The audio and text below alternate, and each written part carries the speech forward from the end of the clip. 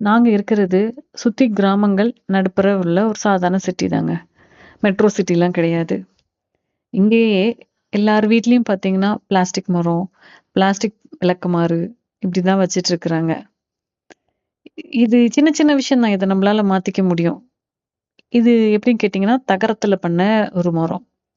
மழையில கொஞ்சம் கவனம் எல்லாம் விட்டதுனால துரு வச்சிருச்சு. மண்ணெண்ணெய போட்டு நல்லா தொடச்சு எடுத்துட்டு, ஒரு கம்பி நார் போட்டு நல்லா தேய்ச்சுக்கிட்டேங்க.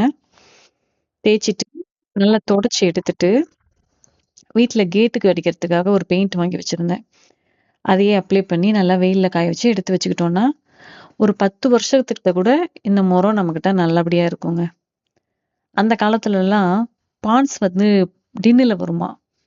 அந்த டின் வந்து கலெக்ட் பண்ணி வச்சுக்குவாங்களாம். ரோட்ல ஒருத்தர் வருவாராம். அந்த டின்ன மொறமாஸ் தயார் பண்ணி குடுக்குறவரு.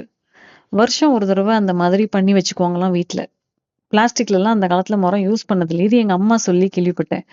நடுப்புற நம்ம தான் எப்ப பார்த்தாலும் இத கூட ஷாப்பிங் கடையில தான் போய் நம்ம வாங்குறோம். மரம், விளக்குமாறு இதெல்லாம். இதுல முடிஞ்ச அளவுக்கு பிளாஸ்டிக் இல்லாம வாங்கி பாருங்க. சுற்றுப்புற சூழலும் சுத்தமா இருக்கும். நம்ம வீட்லயும் பிளாஸ்டிக்கோட இது கம்மியாகும். எந்தெந்த இடத்துலலாம் நம்ம பிளாஸ்டிக்க குறைக்கலாம், எந்தெந்த இடத்துலலாம் பிளாஸ்டிக் இல்லாம நம்ம பண்ண முடியுங்கிறத பாருங்க. இத ரீயூஸ் பண்றவங்க கூட ஓகே தான். எல்லாருமே அத ரீயூஸ்க்கு குடுக்குறாங்களான்னும் தெரியறதில்ல. யூஸ் பண்ணிட்டு உடைஞ்சிருச்சு அப்படின்னா தூக்கி குப்பையில வீசி எறிஞ்சுட்டு போயிடுறாங்க. ஸோ இது நமக்கு நல்ல சரவுண்டிங்ஸ வந்து கெடுக்குது அப்படிங்கிறதுனால இந்த விஷயத்த நான் சொல்றேன்.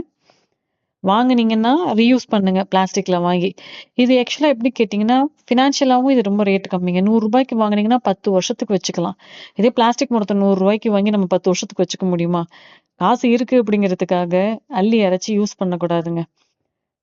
ட்ரை பண்ணி பாருங்க.